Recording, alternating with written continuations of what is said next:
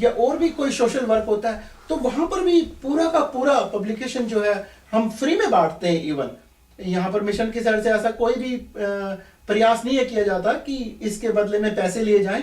Nirankari mission का पूरा publication जो पब्लिक के अंदर जाता है पूरा टोटली फ्री होता है। दास खुद यहाँ अटलांटा की बात करता है। तो ये जो सिलसिला और ऐसी सोच आपके अंदर आई, क्योंकि ऑलमोस्ट लाइक 2007 से 2014 7 साल हो गए हैं, 7 साल के अंदर ये जो पब्लिकेशन का चेंज आप लेके आए, ये आपके दिमाग में कैसे आया कि इसको मैं कैसे लेके जाऊं इस तरह वो चेंज तो सारा बाबा जी लेकर आए, बाबा जी ने कृपा की, रहमत की। हाँ जी। लेकिन मेरा शुरू से ही अपना स्वभाव ऐसा है कि जो मेरी ड्यूटी लगे ना तो उसको निभाना है।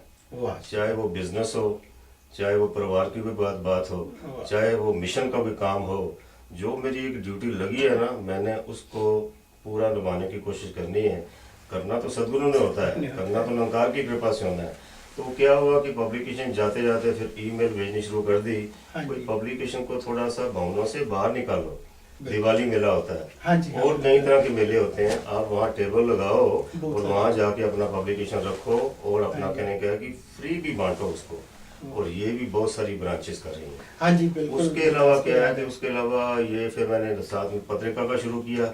गुलाटी साहब हैं, कहते हैं आप अपना पब्लिकेशन का अच्छा कर रहे हो तो ये भी आप ही संभालो। हाँ। तो अभी उसकी भी ईमेल जा रही है कि जिनके घर में निरंकारी नहीं आ रहा, एक नजर नहीं आ रही, या अपना हस्ती दुनिया नहीं आ रही, वो भी घर घर तक पहुंचे। नहीं, आप जी ने बहुत अच्छा पॉइंट बोला है। यहाँ पर मैं ये दर्शकों को बताना चाहूंगा कि 2007 से पहले यहाँ पर कोई ऐसी एक्टिविटीज नहीं होती थी कि महापुरुषों के घरों पे रिसाले आ रहे हों या एक नजर आ रही हो। लेकिन 2007 के बाद में कुछ ऐसा सिलसिला शुरू हुआ, दास अपनी लोकल ब्रांच को ही लेता है कि जैसे भाई साहब नैयर साहब का आपने जिक्र किया कि वो लगातार महापुरुषों से पूछते रहते हैं इसके बारे में कि किन के घरों पर नहीं आती हैं, तो उनकी इंफॉर्मेशन इकट्ठी करके आप जी तक पहुंचाते हैं। तो एक बहुत ही अच्छा आप जी ने ये पॉइंट शुरू किया जिससे बहुत सारे महापुरुषों को फायदा भी हो रहा है और आज घर घर के अंदर ये रिसाला, एक नज़र और हस्ती दुनिया जा भी रही है। दास तहे दिल से इसके लिए आपका शुक्रगुजार भी है कि आपने एक ऐसा स्टेप उठाया जिससे ना केवल, और यहाँ पर लैंग्वेज का बैरियर भी टूटा इससे, ना केवल हिंदी में यहाँ पर इंग्लिश के अंदर ये पब्लिश होकर आती हैं, और जो हमारे नौजवान बच्चे हैं जो लैंग्वेज की वजह से इस चीज़ का पूरा फ़ायदा नहीं उठा पाते थे, वो इसको पढ़कर इसका पूरा फ़ायदा उठाते हैं।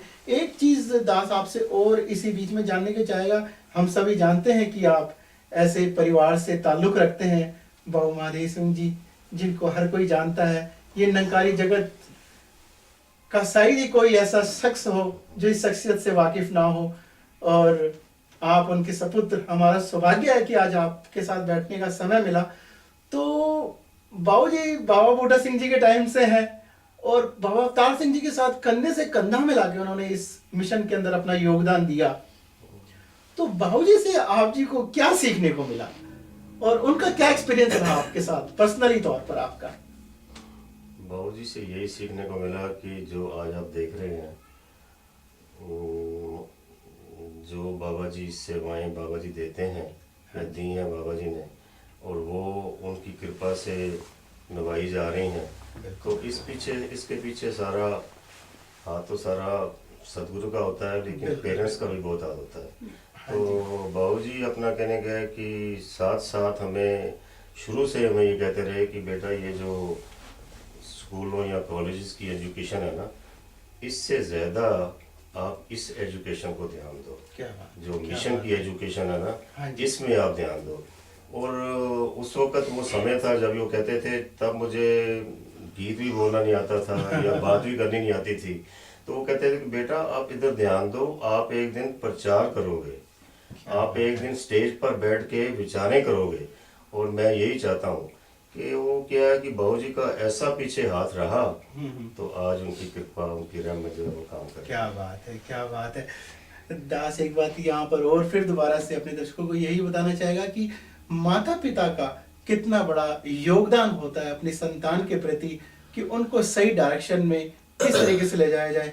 आज उसका जीता जागता सबूत हमारे सामने बैठे हुए हैं कि किस तरीके से बाबू महादेव सिंह जी ने अपने बच्चों को इस सच्चे पातशाह सदगुरु की रहमतों के साथ कैसे जोड़ा और कैसे इस ज्ञान के प्रति उनको और मजबूत किया और बताया कि हमारे जीवन के अंदर इसकी क्या विशेषता है, क्या इसका मूल्य है, और संसार से हटकर निराकार को सर्वप्रथम आगे रखने का जो पाठ पढ़ाया, अक्सर आज की दुनिया में हम इसे ही भूल जाते हैं। अक्सर कहते हैं अपने बच्चों की, नहीं आप जाओ, ये जो सांसारिक सुख है इसके लिए हम उनकी संगतों से भी उनको दूर करा देते हैं। लेकिन महात्मा यहाँ पर यही कहने का प्रयास कर रहे हैं कि वो सारी चीजें आपके साथ जुड़ जाएंगी अगर आप एक इस परमपिता निराकार सत्य के साथ जुड़ जाओगे।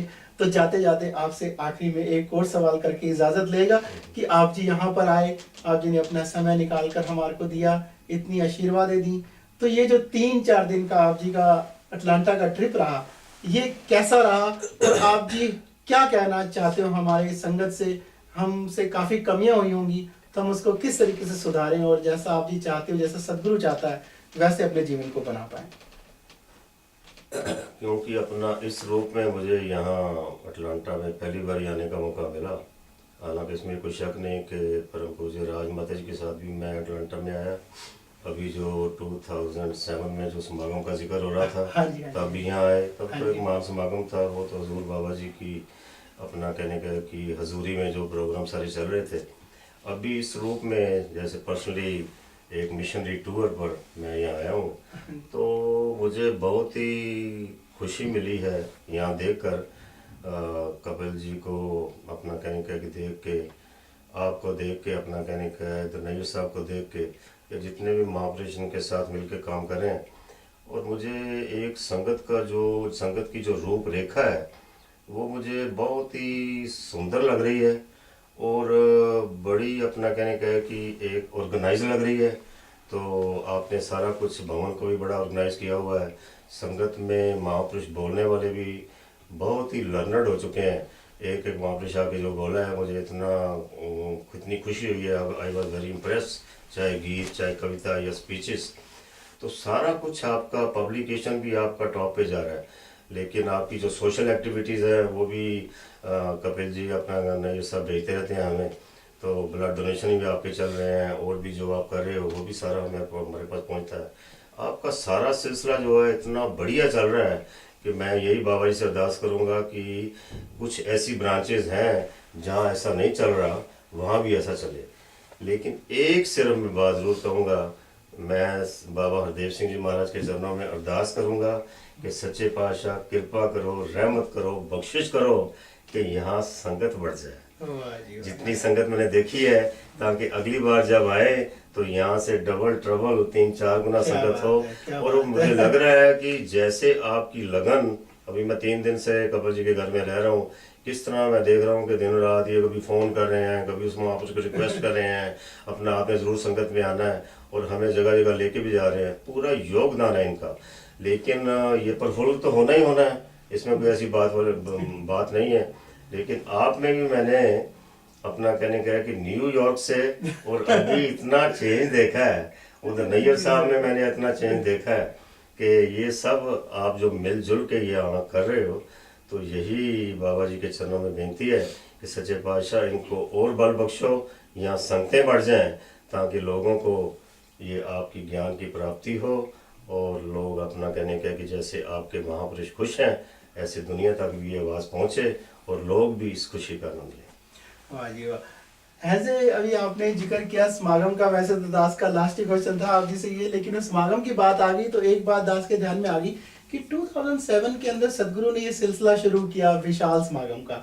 उससे पहले जैसे आप जो जिक्र करते थे कि एक साल हुजूर आते थे, एक साल नकारी राजमाता जी आती थी, और वो समय दास ने आपके साथ बहुत अच्छा बिताया।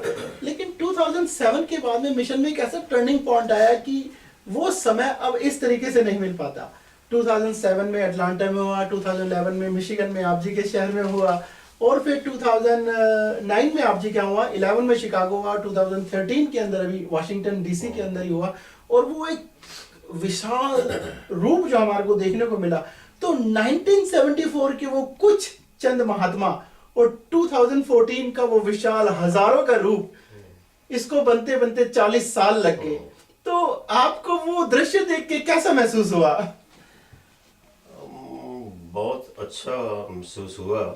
इसमें महापुरुषों का बहुत योगदान है। बिल्कुल बिल्कुल। अपना कहने का, चाहे हम परम पूज्य पुरी साहब का नाम लें, चाहे हम अरुण जी का नाम लें, चाहे हम डॉक्टर राय जी का नाम लें, या चाहे राजन सिदेवा जी का नाम लें, हाँ जी, हाँ तो और भी अपना भाई साहब हैं अपना न्यू जर्सी में हाँ पहले जी, सेवादार अशोक भाई में थे, जी, हाँ जी, हाँ। तो यहाँ भी जब से भंडारी साहब आए तो आप भी वहाँ सेवा कर रहे हो।